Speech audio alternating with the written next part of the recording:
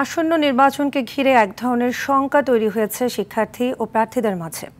তারা বলছে এই সময়ে এসে একজন ভিপি প্রার্থীর প্রার্থিতা বাতিল হওয়ায় নির্বাচন অনুষ্ঠান নিয়ে শঙ্কা প্রকাশ করছেন অনেকেই।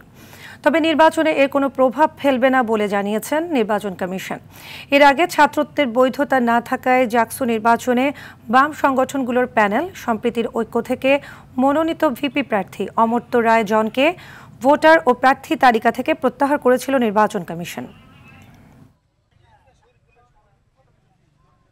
আমাদের যে উদ্দেশ্যটা সেটা হচ্ছে নতুন জাহাঙ্গীরনগর বিনির্মাণ।